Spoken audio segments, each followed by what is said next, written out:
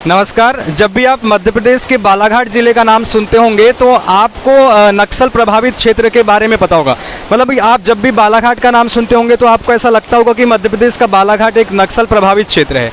जैसा आप देखते हैं छत्तीसगढ़ से लगा हुआ लगा हुआ राज्य है मध्य प्रदेश, छत्तीसगढ़, बस्तर, ये सब जो नक्सलवादी इलाके हैं, क्षेत्र हैं, उसी प्रकार से बालाघाट और मंडला मध्य प्रदेश का सर्वाधिक नक्सल प्रभावित क्षेत्र है। आज हम बालाघाट के उसी नक्सल प्रभावित क्षेत्र बालाघाट में हैं और जब आप इस बालाघाट ज़िले को भ्रमण करके देखेंगे तो यहाँ पर केवल आपको आदिवासी क्षेत्र, बैगा आदिवासी या इसके अलावा आप नक्सलियों के बारे में सुनते हैं, उनसे भयभीत रहते हैं, लेकिन इतना कुछ भय इस डिस्ट्रिक्ट में नहीं है।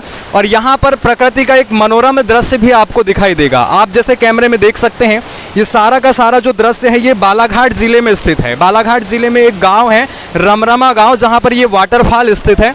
ये वाटरफॉल ऊपर से पानी गिर रहा है और ये रमरमा वाटरफॉल के नाम से जाना जाता है। आप देखेंगे तो इससे पहले हमने आपको गांगुलपारा वाटरफॉल भी दिखाया था और ये रमरमा वाटरफॉल हम दिखा रहे हैं। इसके अलावा गोदरी वाटरफॉल भी इसी बालाघाट ज़िले में स्थित है। आज हम आपको रमरमा वाटरफॉल के बारे में बता रहे हैं। ये बालाघाट ज़िले में स्थित है।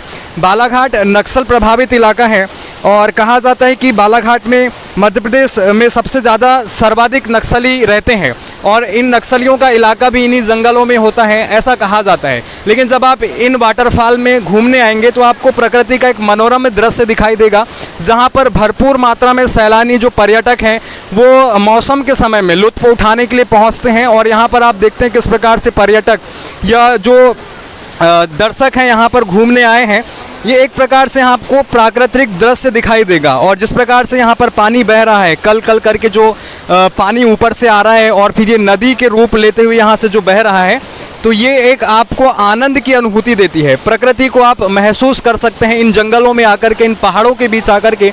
जब आप इन झरनों को देखते हैं तो आपको एक अलग ही सुख अनुभूति जो है प्राप्त होती है। और वो जो आप अनुभव प्राप्त करते हैं, मतलब जो आप प्रकृति का आनंद लेते हैं, प्रकृति की गोद में बैठ कर के आप जो आनंद लेते हैं, उसका जो आनंद है वो आपको हर हमेशा प्रफुल्लित करने का काम करता है। ये आप यहाँ पर इस प्रकार से देखेंगे तो ये सारा दृश्य यहाँ से आप पूरा देख सकते हैं पानी का।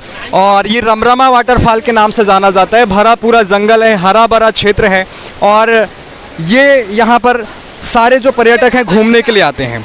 और इसी प्रकार से ये आप देखेंगे तो बालाघाट डिस्ट्रिक्ट से मतलब बालाघाट ज़िले से, बालाघाट के मुख्यालय से करीब 40-45 किलोमीटर की दूरी पर है और ये पानी लगातार यहाँ पर मौसम के समय में बहता रहता है।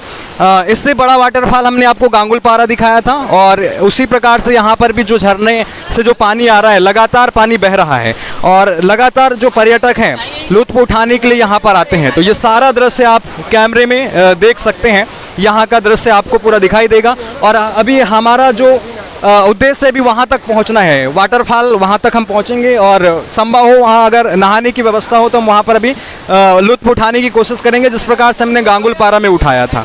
तो ये सारा चीज़ आपने यहाँ पर देखा और बाकी की चीज़ें भी हम आपको दिखाएंगे। बने रहिएगा आप।